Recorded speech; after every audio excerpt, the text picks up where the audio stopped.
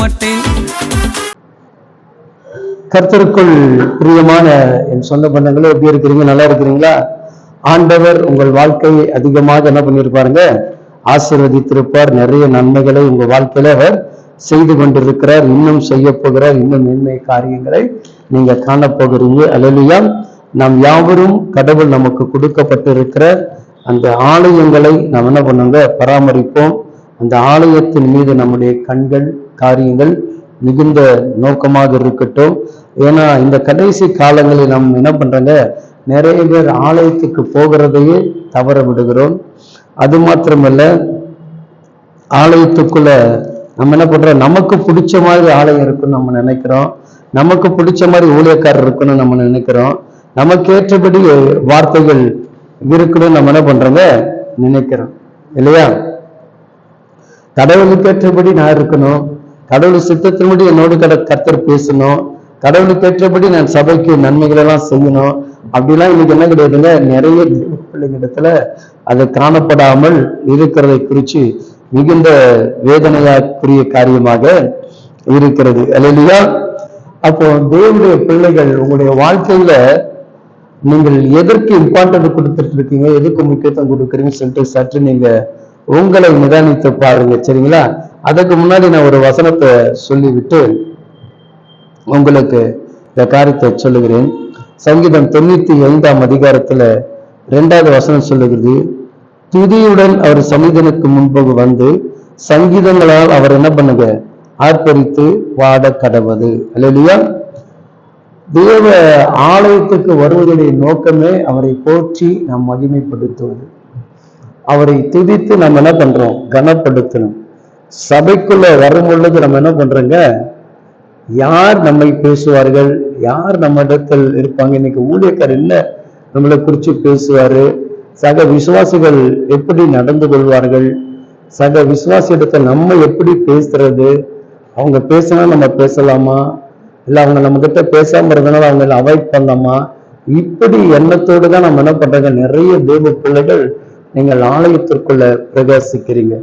ஆலயம் என்பது துதியின் சத்தங்களை உயர்த்தக்கூடியது, தேவ பிரசனத்தை உணரக்கூடியது. வீணான காரியங்களை பேசுவதற்கும் வீணானதை சிந்திப்பதற்கும் அங்க நமக்கு இடமில்லை. உன் கண்கள் தெளிவாக இருந்தாதான் உன் சரீரமே எப்படி இருக்கும்? ஆரோக்கியமுடையதாக இருக்கும். அப்போ என் பார்வைகளை சரியில்லாதபடி நான் எதையாவது சிந்திச்சுக்கிட்டு நான் ஆலயத்துக்குள்ள வந்தேன்னா அங்க எனக்குள்ள என்ன இருக்குங்க? தெய்வ பிரசனத்தையும் தெய்வ மகிமைகளையும் உணர முடியாது.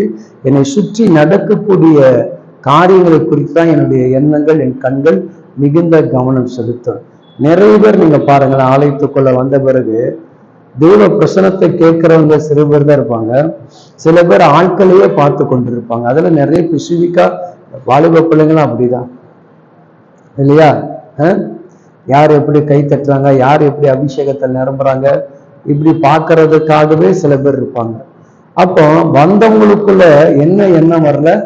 நானும் துதித்து கடவுளை ஆராதித்து கடவுளுடைய அபிஷேகத்தை நானும் பெற்றுக்கொள்ள வேண்டும் என்கின்ற அந்த வாஞ்சி, அந்த தாகங்கள் இல்லாதபடினால்தான். அல்லையா?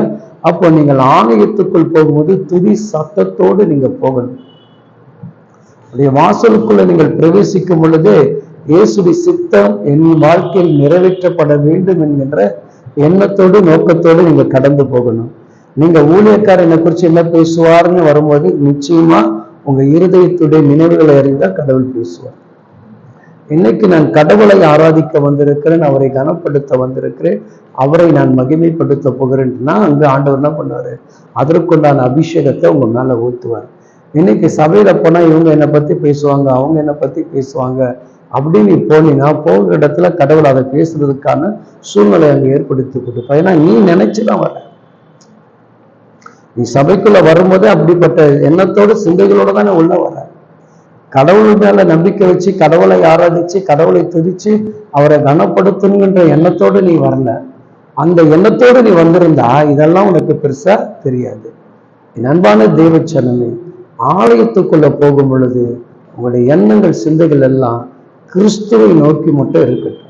அவங்க என்ன பண்றாங்க, இவங்க என்ன பண்றாங்க, அதை பார்ப்பதற்காக நீங்க ஆலயத்துக்கு, அதெல்லாம் வீட்டிலே நீங்க பாக்குறீங்க. வேலைக்கு போற இடத்துல பாக்குறீங்க, ஷாப்பிங் போற இடத்துல, துணி கடையில போற, அதெல்லாம் பார்த்துட்டு போங்க. சபைக்குள்ள உலாவுகிற தகப்பனை மட்டும்தான் நீங்க கனப்படுத்தணும். அதுதான் உங்களுடைய பிரதானமான நோக்கம். அதெல்லாம் உங்களுக்கு வாழ்க்கையில கடவுள் கொடுக்கப்பட்டு இருக்கிற அந்த மிகப்பெரிய கடமை. ஆலயத்துக்கு வந்தனுடைய முனங்கள் உன்னை அறியாமல் முடங்கிடும். உன் வாய்கள் உன்னை அறியாமல் அவரை துதித்து பாடி அவரை ஆராதிக்க ஆரம்பிச்சிடணும். அப்படி எண்ணத்தோடு தான் சபைக்குள்ள வரணும். சரிங்களா? ஒவ்வொரு சபைக்கு போகிற மக்கள் அதை மிகுந்த கவனத்தோடு எண்ணி நீங்க என்ன பண்ணுங்க, உங்க துதிகளோடு உங்கள் ஜெபத்தோடு தேவ சிந்தையோடு கூட நீங்க என்ன பண்ணுங்க, சபைக்குள்ள போய் கடவுளை ஆராதிங்க. அப்போ நீங்க அந்த இடத்தை விட்டு வெளியே வரும்போது ஒரு மன நிறைவோடு கூட கடவுள் உங்களை கொண்டு வருவார். நிச்சயமாக கர்த்தர் உங்களையும் உங்க குடும்பங்களையும் ஆசீர்வதித்து காத்துக்கொள்வாராக. ஆமென், ஆமென்.